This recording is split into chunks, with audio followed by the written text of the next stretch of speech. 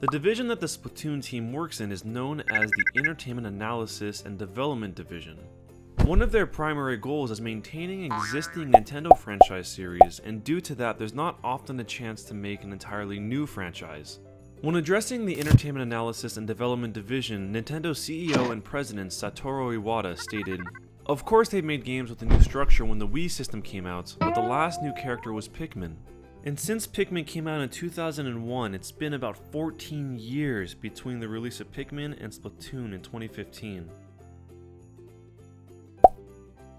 In celebration of the game's US launch, Nintendo held an event called the Splatoon Mess Fest at the Santa Monica Pier in California. Several celebrities were featured at the event, and they went through an obstacle course inspired by the game. Some of the celebrities that attended the event included Disney's Joey Bragg, James Marsden aka Cyclops from the X-Men movies, and several YouTube personalities including iJustine. Participants were challenged to go through all 4 parts of the obstacle course, which started with swimming like a squid through their own ink to warm up. Since enemy ink slows you down for part 2, they had to run through ink-filled tires to get the same slowdown sensation. In part 3, they were to test their shooting skills by doing inkling target practice using their ink guns to shoot at targets in the distance. And the course concluded with having both teams, Team Purple and Team Green, go at it in an all-out turf war to cover the most amount of ground with their color of ink.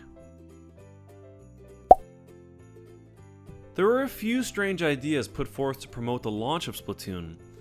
One of these ideas was frozen yogurt. At some participating stores of the Canadian frozen yogurt chain called Yogurties, there was a Splatoon-themed frozen yogurt. You could either get the Squidsicle Sorbet or the Inkberry Froyo. Sounds delicious. And gluten-free, I guess. Apparently, there was even a promotion where the first 100 people to play the Splatoon game will get a free cup of Froyo and toppings at this store in Toronto.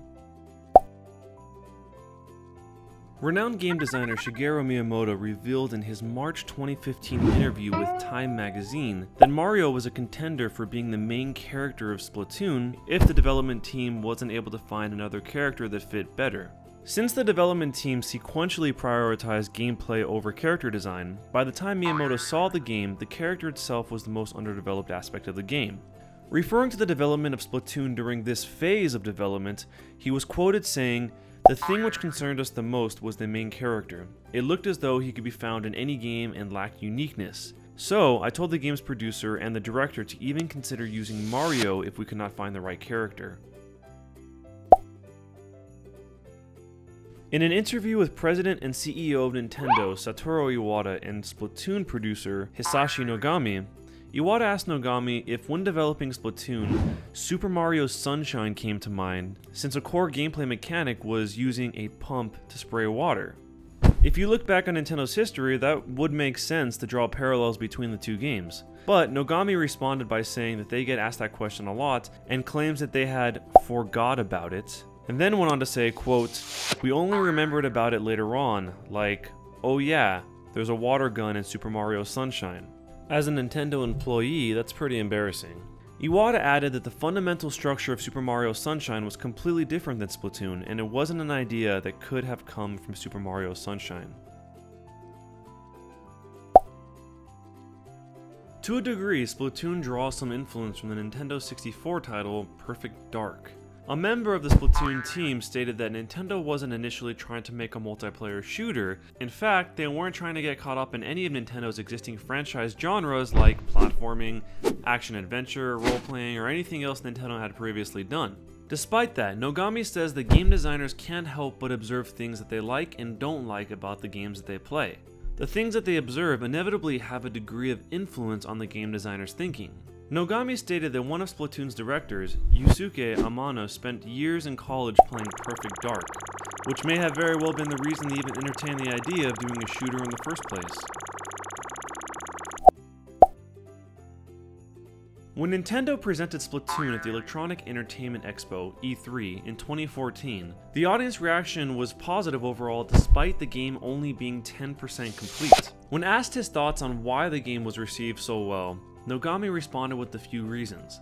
One of those reasons being the fact that the game is so easy to grasp once you start playing it, and another being the fact that Yusuke Amano, one of the game's directors, created the announcement trailer for E3 himself. Generally, game trailers are made by outside agencies, but since Amano studied filmmaking in college, he took up the reins for creating the trailer himself, and it may have made all the difference, since for many, that was their first glimpse at the game. First impressions can go a long way. At E3, the game only had one stage and one weapon, and the team's goal when they returned home was to find a way to turn those things into a product. The heart of the game was the concept of it's fun to shoot ink, but that eventually matured into the more refined concept of shooting ink to claim turf. Splatoon is Nintendo's first true online team shooter, and although there may be some similarities to other team shooters, there's a big difference that is an ongoing point of discussion: voice chat. Nintendo hasn't always excluded voice chat from their games. There were a handful of DS games that supported voice chat, and they released a Wii accessory called Wii Speak for the sole purpose of online voice chat, even if it only ultimately ended up supporting just a few games. But none of that set the precedent when it came to voice chat in Splatoon. Nintendo has chosen not to include voice chat entirely. When Yusuke Amano was asked the reason behind this, he stated, "When I play games online, I didn't like the negativity I got and people telling me, 'You're crap, go away.' So we wanted to focus on the positive aspects of online gaming. I don't want you to misunderstand. I'm not denying having chat in an online game does contribute to the fun, but as we've said, we want to grab new people. And that pretty much settles it." As I stated earlier, the Splatoon team prioritized creating a new game structure above everything else, even at the expense of initially investing time into creating a new game character. Iwata stated, "The idea comes not from the design, but from the function. The design comes after." Meaning, they didn't want to start making a game just to find a way to use a certain character. Since such a high value was placed on finding a good gameplay idea as a starting point, the team created 70 ideas. They went on to build a prototype for one that would eventually become the basis for Splatoon. The prototype was a black and white game where a cube of tofu was in a maze. The cube of tofu would shoot ink at other cubes of tofu through a little nose on the front of it in order to cover ground. They had to include the nose because without it you wouldn't be able to tell what side was the front and what side was the back. And since tofu is usually white, they joked that the black tofu was sesame tofu. The way the prototype displayed was also different than the way Splatoon is displayed today, because back in the prototype, you would control the 3D screen with the tofu moving on the Wii U gamepad, and the TV screen would be used to keep track of your opponent's movement on the map.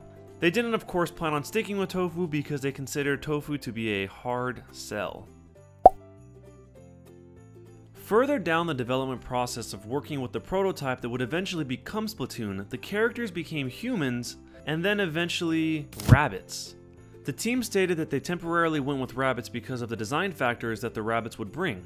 The rabbits would be white, so it would be easy to visually distinguish if they were inked, and their long ears made them easy to see which direction the character would be moving when looking from above, based on the direction the ears were falling. So the team shopped this version of the game around internally within Nintendo, and no one seemed to be completely satisfied with it. Some of the common questions they were asked were, why rabbits? And why are the rabbits shooting ink?